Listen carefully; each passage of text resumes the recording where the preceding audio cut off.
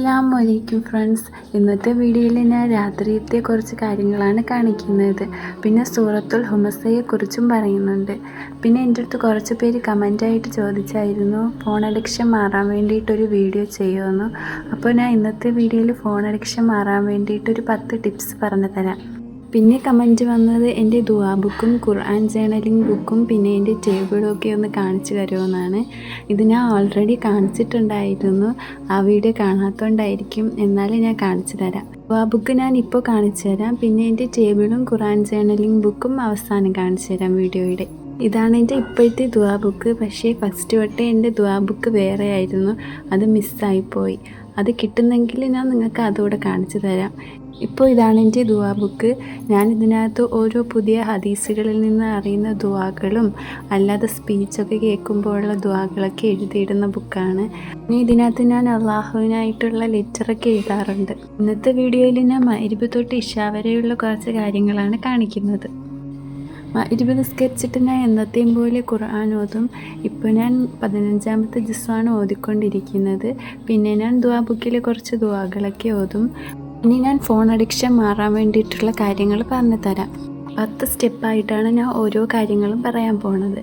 അപ്പോൾ ഈ 10 സ്റ്റെപ്പ് നിങ്ങൾ ഫോളോ ചെയ്താൽ നിങ്ങൾക്ക് ചിലപ്പോൾ ഫോൺ അഡിക്ഷൻ കുറയ്ക്കാൻ പറ്റും. എല്ലാത്തിനെക്കാട്ടി നമ്മൾ ഫസ്റ്റ് മനസ്സിലാക്കേണ്ടത് നമ്മുടെ ജീവിതം നേരെയാക്കണമെങ്കിൽ നമ്മൾ വിചാരിച്ചാലേ പറ്റുള്ളൂ. ഒന്നാമത്തെ സ്റ്റെപ്പ്, നമ്മുടെ ഫോൺ നമ്മൾ ഓർഗനൈസ് ചെയ്ത് വെക്കണം. നമ്മുടെ ചുറ്റുപാടുമൊക്കെ ഇപ്പോൾ മിസ്സായി കിടന്നാൽ നമുക്ക് പ്രൊഡക്റ്റീവായിട്ട് ഒന്നും ചെയ്യാൻ പറ്റത്തില്ല. അതുപോലെ തന്നെയാണ് നമ്മുടെ ഫോൺ യൂസ് ചെയ്യുന്ന കാര്യവും. അതുകൊണ്ട് നമ്മൾ യൂസ് ചെയ്യാത്ത ആപ്പുകളൊക്കെ ഡിലീറ്റ് ചെയ്ത് കളയണം. പിന്നെ എല്ലാം ആപ്സും ഓർഗനൈസ് ചെയ്ത് ഒരു നീറ്റായിട്ട് വെക്കണം ഫോണൊക്കെ.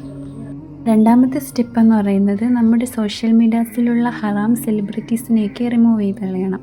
ഹറാം സെലിബ്രിറ്റീസ് എന്ന് വെച്ചാൽ നിങ്ങൾക്ക് അറിയാമായിരിക്കുമല്ലോ. നമ്മളിപ്പോൾ ഹറാമിനെ സപ്പോർട്ട് ചെയ്യുന്ന സെലിബ്രിറ്റീസിനെയൊക്കെ ഫോളോ ചെയ്താൽ നമുക്ക് ഒരു തെറ്റ് മാത്രമല്ല കിട്ടാൻ പോണത്. നമ്മൾ കാണുന്നതിനുള്ള തെറ്റും നമുക്ക് കിട്ടും, നമ്മൾ അവരെ സപ്പോർട്ട് ചെയ്യുന്നതിനുള്ള തെറ്റും കിട്ടും. നമ്മൾ ചെയ്യുന്ന ലൈക്കും കമൻറ്റും ഷെയറും ഒക്കെ കാരണം ആ വീഡിയോ മറ്റുള്ളവരിലേക്ക് എത്താനും സാധ്യതയുണ്ട്. അപ്പോൾ ആ മറ്റുള്ളവരിലേക്ക് എത്തുമ്പോൾ അവർ കാണുന്നതിനുള്ള ശിക്ഷയും കൂടി നമുക്ക് കിട്ടും. അതുകൊണ്ട് തന്നെ നമ്മുടെ സോഷ്യൽ മീഡിയാസിൽ നമ്മളെ ഈമാനിനെ കുറയ്ക്കുന്നതായ എന്തെങ്കിലും കാര്യങ്ങളുണ്ടെങ്കിൽ അതെല്ലാം റിമൂവ് ചെയ്ത് കളയണം. മൂന്നാമത്തെ കാര്യം എന്ന് പറയുന്നത് നമ്മൾ ഇസ്ലാമിക് സ്കോളേഴ്സിനെ ഫോളോ ചെയ്യാൻ ശ്രമിക്കണം. പിന്നെ ഒരുപാട് നമുക്ക് ഇസ്ലാമിനെ കുറിച്ച് അറിവ് കിട്ടുന്ന ഒരുപാട് പേജുകളുണ്ട്, അതൊക്കെ ഫോളോ ചെയ്യണം. അപ്പോൾ നമ്മുടെ ഫീഡ്സൊക്കെ മൊത്തം ഇങ്ങനത്തതേ വരുള്ളൂ. നമ്മൾ കാണുന്നതനുസരിച്ചാണ് നമ്മുടെ ഫീഡ്സ് വരുന്നത്. അപ്പോൾ നമ്മൾ ഹറാം കണ്ടൻസൊക്കെ ഒഴിവാക്കിയിട്ട് ഇതുപോലുള്ള സ്കോളേഴ്സ് പേജൊക്കെ കണ്ടാൽ നമ്മുടെ ഫീഡ്സിൽ പിന്നെ അതൊക്കെ വരുള്ളൂ. അപ്പോൾ നമുക്ക് ഇങ്ങനെ എപ്പോഴും സ്ക്രോൾ ചെയ്തുകൊണ്ടിരിക്കാൻ തോന്നത്തില്ല. നമുക്ക് എന്തെങ്കിലും മോട്ടിവേഷനും നമുക്ക് യൂസ്ഫുള്ളായിട്ടുള്ള റീൽസൊക്കെയും നമുക്ക് വരത്തുള്ളൂ. നാലാമത്തെ കാര്യം എന്ന് പറയുന്നത് നമ്മൾ ഫോൺ ഉപയോഗിച്ച് കാണുന്ന എല്ലാ ഹറാമായിട്ടുള്ള കാര്യങ്ങളും സ്റ്റോപ്പ് ചെയ്യണം. എപ്പോഴും നമ്മൾ ആലോചിക്കണം, നമ്മുടെ ഈ ജീവിതം എന്ന് പറയുന്നത് വെറും ഒരു ടെസ്റ്റ് മാത്രമാണ്. നമ്മൾ മരിച്ചു കഴിയുമ്പോൾ നമ്മുടെ ഒരു ദിവസം എന്ന് പറയുന്നത് ഈ ലോകത്തിലെ 1000 വർഷമാണ്. അപ്പോൾ തന്നെ നമുക്ക് മനസ്സിലാക്കാൻ പറ്റും നമ്മൾ ഈ ലോകത്ത് ജീവിച്ച ജീവിതം ആ സമയത്ത് ആലോചിച്ച് നോക്കിയാൽ ഒരു സ്വപ്നം മാത്രമായിരിക്കും. എന്തിനാണ് വെറുതെ നമ്മൾ കുറച്ച് സമയത്ത് സന്തോഷത്തിന് വേണ്ടി ഓരോ ഹറാമ് കണ്ടും ഓരോ ഹറാമ് ചെയ്തും കുറേ ശിക്ഷകൾ വാങ്ങിക്കൂട്ടുന്നത്? അഞ്ചാമത്തെ കാര്യം എന്ന് പറയുന്നത് നമ്മൾ എല്ലാ മാസവും സോഷ്യൽ മീഡിയാസിൽ നിന്ന് എല്ലാത്തിൽ നിന്നും ഒരു ബ്രേക്ക് എടുക്കണം, 2-3 ദിവസം. ബ്രേക്ക് എന്ന് പറയുമ്പോഴത്തേക്കും നമ്മൾ അൺഇൻസ്റ്റാൾ ചെയ്യുന്നതല്ല. നമ്മൾ അൺഇൻസ്റ്റാൾ ചെയ്താൽ ഒരു കാര്യവും ഇല്ലാതായിപ്പോവും. കാരണം പിന്നെ നമ്മൾ ഇൻസ്റ്റാൾ ചെയ്യുമ്പോൾ പഴയതിൻ്റെ ഇരട്ടിയായിട്ട് യൂസ് ചെയ്യാൻ തുടങ്ങും. അതിനേക്കാട്ടി നല്ലത് നമ്മൾ അക്കൗണ്ട് ഡീആക്ടിവേറ്റ് ചെയ്ത് വെക്കുന്നതാണ്. അപ്പോൾ നമ്മൾ പിന്നെ എടുക്കാൻ തീരുമാനിക്കുന്ന ദിവസം ഒന്നുകൂടി ആക്ടിവേറ്റ് ചെയ്താൽ മതി. ആറാമത്തെ കാര്യം എന്ന് പറയുന്നത് സ്പെസിഫിക് ടൈം ലിമിറ്റ് സെറ്റ് ചെയ്യണം. നമ്മൾ എപ്പോഴൊക്കെ ഫോൺ യൂസ് ചെയ്യണം. ചിലരൊക്കെ ബാത്റൂമിൽ പോകുമ്പോഴും രാത്രി ഉറങ്ങുന്ന സമയത്ത് സ്ക്രോൾ ചെയ്ത് 2 മണി 3 മണിയൊക്കെ ആകുമ്പോഴായിരിക്കും ഉറങ്ങുന്നത്. അതൊക്കെ ഒഴിവാക്കിയിട്ട് നമ്മൾ എത്ര സമയം ഫോൺ യൂസ് ചെയ്യണമെന്നൊക്കെ നമ്മൾ പ്ലാൻ ചെയ്യണം. ഇത്രയും സമയത്ത് നമ്മൾ സ്റ്റോപ്പ് ചെയ്യണം. അങ്ങനെയൊക്കെ പ്ലാൻ ചെയ്ത് വെച്ചാൽ നമുക്ക് നല്ല യൂസ്ഫുൾ ആയിരിക്കും. ഏഴാമത്തെ കാര്യം എന്ന് പറയുന്നത് നമ്മൾ നിസ്കരിക്കുമ്പോഴും കഴിക്കുമ്പോഴുമൊക്കെ നമ്മുടെ ഫോൺ മാറ്റി വെക്കണം. ഇല്ലെങ്കിൽ നമ്മൾ നിസ്കരിച്ച് കഴിഞ്ഞ് ഉടനെ ഫോൺ എടുക്കും. പിന്നെ അതിലാവും ദുആ ചെയ്യാനും ഖുർആൻ ഓതാനൊന്നും നമ്മൾ നിൽക്കത്തില്ല. പിന്നെ ഫുഡൊക്കെ കഴിക്കുമ്പോഴും നമ്മൾ ഫോൺ മാറ്റി വെച്ചിട്ട് വേണം കഴിക്കാൻ. നമ്മൾ ഫുഡ് കഴിച്ചുകൊണ്ടിരിക്കുമ്പോൾ തന്നെ ഫോണിൽ ഓരോ റീല് കാണുന്നു, ചാറ്റ് ചെയ്യുന്നു, ഫോൺ കോൾ ചെയ്യുന്നു. അതൊക്കെ ഒഴിവാക്കണം. നമ്മൾ ആഹാരമൊക്കെ എൻജോയ് ചെയ്ത് വേണം കഴിക്കാൻ.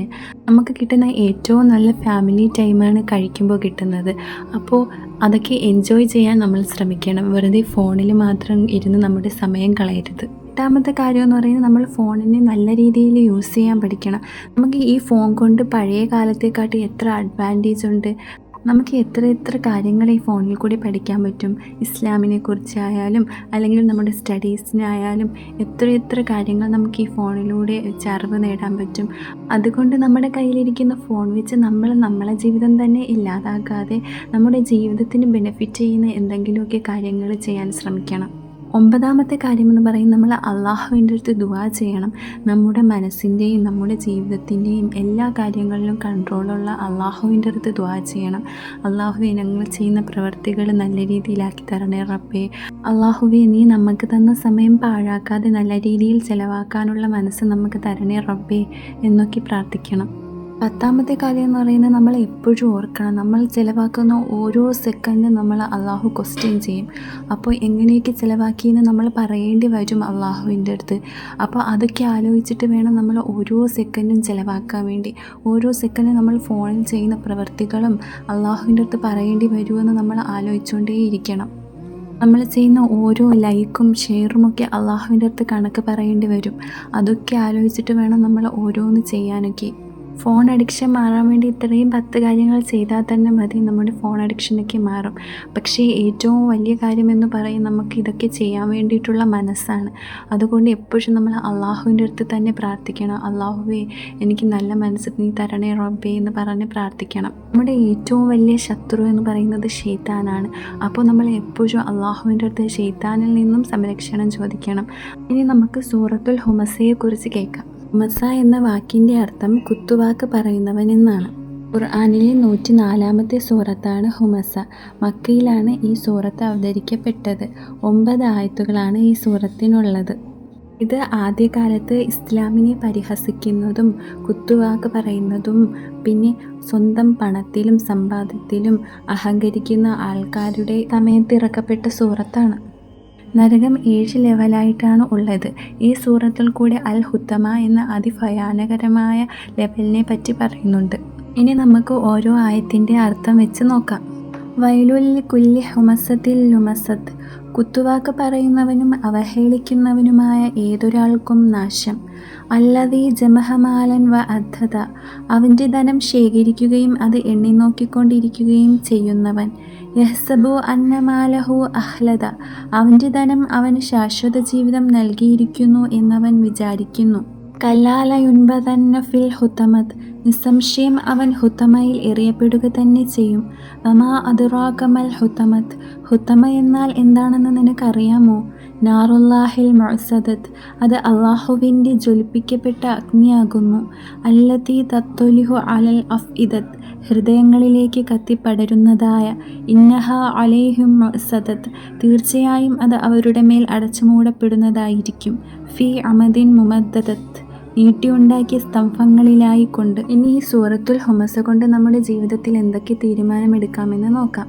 ഒരിക്കലും മറ്റുള്ളവരെ കുത്തുവാക്ക് പറയില്ലെന്നും അവരെ പിന്നിൽ നിന്ന് കുത്തുകയില്ലെന്നും തീരുമാനിക്കണം. മറ്റുള്ളവരെ ഒരിക്കലും കളിയാക്കുകയും പരിഹസിക്കുകയും ഇല്ലെന്ന് തീരുമാനിക്കണം. നമുക്ക് പണമുണ്ടെങ്കിൽ അതിൻ്റെ അഹങ്കാരം ഒരിക്കലും കാണിക്കരുതെന്ന് തീരുമാനിക്കണം. എപ്പോഴും നമ്മൾ ഈ ലോകം കഴിഞ്ഞ് വേറൊരു ലോകമുണ്ടെന്ന് ആലോചിക്കണം. പിന്നെ ഇതാണ് എൻ്റെ ഖുർആൻ ജേർണലിംഗ് ബുക്ക്. ഇതാണ് എൻ്റെ ടേബിൾ. ഒരുപാട് പിൻട്രസ്റ്റി ഐറ്റമൊന്നുമില്ല, കമൻറ്റിൽ ചോദിച്ചുകൊണ്ട് ഞാൻ കാണിച്ചെന്നേ ഉള്ളൂ. വേറൊരു വീഡിയോയിൽ ഞാൻ കാണിച്ചിട്ടുണ്ടായിരുന്നു. ടേബിളിൽ ഇരിക്കുന്നതും പിന്നെ ഭിത്തിയിൽ ഒട്ടിച്ചേക്കുന്ന കാലിഗ്രഫി എല്ലാം ഞാൻ ഉണ്ടാക്കിയതാണ്. ഈ ബ്ലാക്ക് പ്രയർ ട്രാക്കറാണ്. അത് ഉണ്ടാക്കുന്ന വീഡിയോ ഞാൻ അപ്ലോഡ് ചെയ്തിട്ടുണ്ട്. ഇത്രയേ ഉള്ളൂ ഇന്നത്തെ video. Thank you for watching.